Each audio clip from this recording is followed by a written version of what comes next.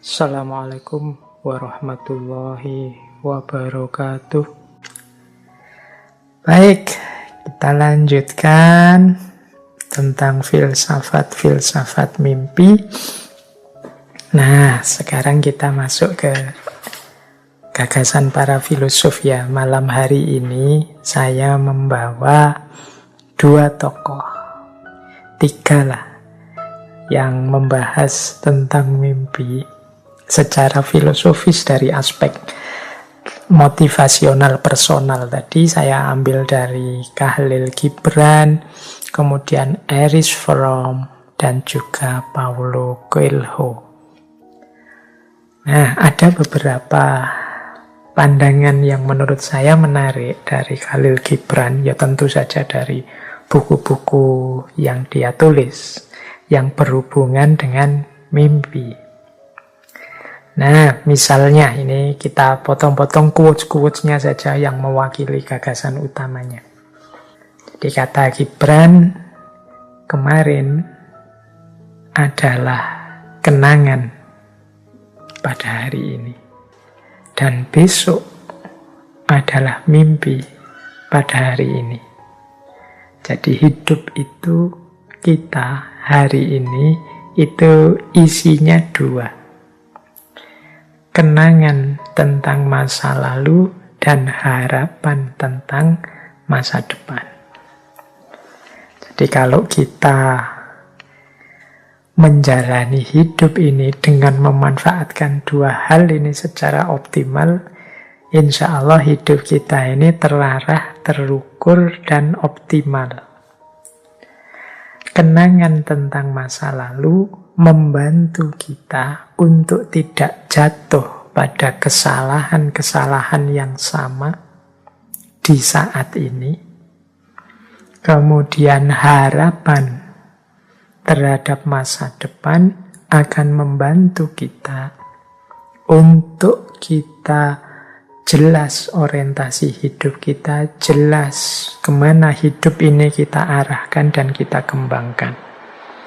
Jadi yesterday is but today's memory and tomorrow is today's dream. Berarti dua variabel ini vital dan penting. Kenangan atau memori dan mimpi. Orang yang tidak punya memori, dia tidak akan bisa mengenali dirinya. Dia tidak ingat kemarin-kemarin dia itu siapa, seperti apa dirinya. Maka orang yang tidak mengenali dirinya, sulit dia berjalan dengan benar ke depan. Kemudian orang yang tidak punya mimpi, tidak punya harapan, apalagi dia tidak tahu kemana harus berjalan, wong dia tidak punya tujuan. Oleh karena itu, hidup kita semoga masih lengkap isinya. Yo, memorinya kuat dan mimpinya juga jelas. Nah, ini pelajaran pertama dari Khalil Gibran. Pelajaran kedua dari Gibran adalah menunjukkan pentingnya mimpi. Kata Gibran, the most beautiful among men is he who turn his dreams into silver and gold. Orang yang paling menyedihkan adalah dia yang mengubah mimpi-mimpinya menjadi perak dan emas. Nah, ini sindiran untuk kita sebenarnya.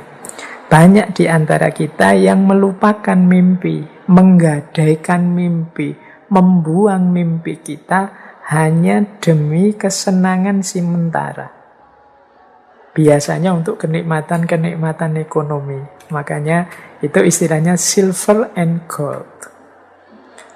Jadi untuk kesenangan hari ini kita lupakan target besar kita yang sudah kita rancang ke depan.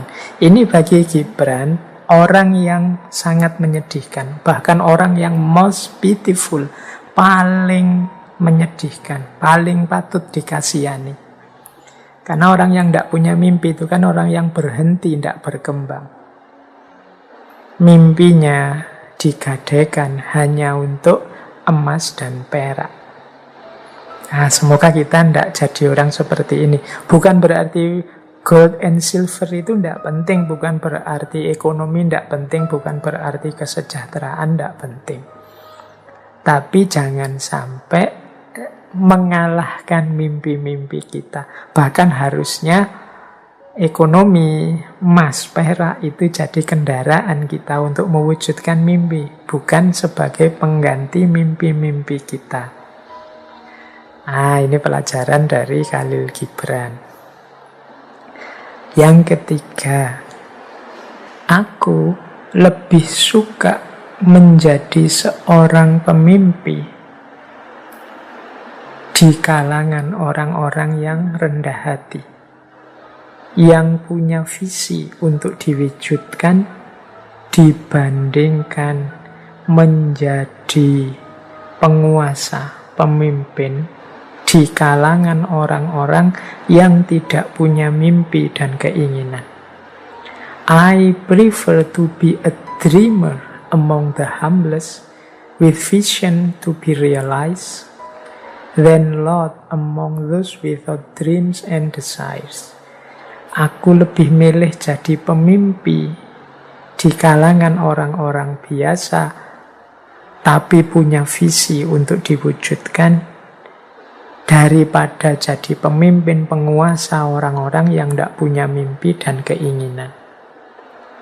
Kita jadi pemimpin tapi di tengah orang-orang yang tidak punya mimpi, tidak punya keinginan, itu kita akan sangat berat.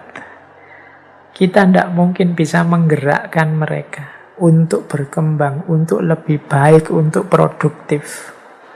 Mending jadi pemimpi di tengah orang biasa yang punya visi untuk diwujudkan.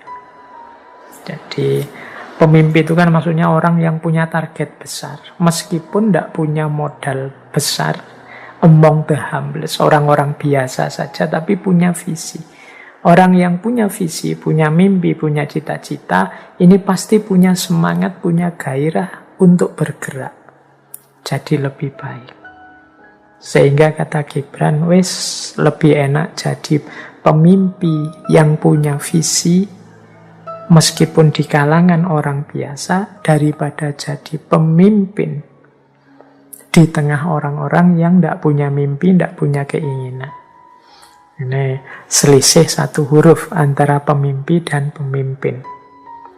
Mending jadi pemimpi saja, berarti ada hal yang ingin diwujudkan, ada mimpi-mimpi yang ingin diaktualkan, dibandingkan jadi pemimpin tapi tidak punya mimpi, tidak punya keinginan.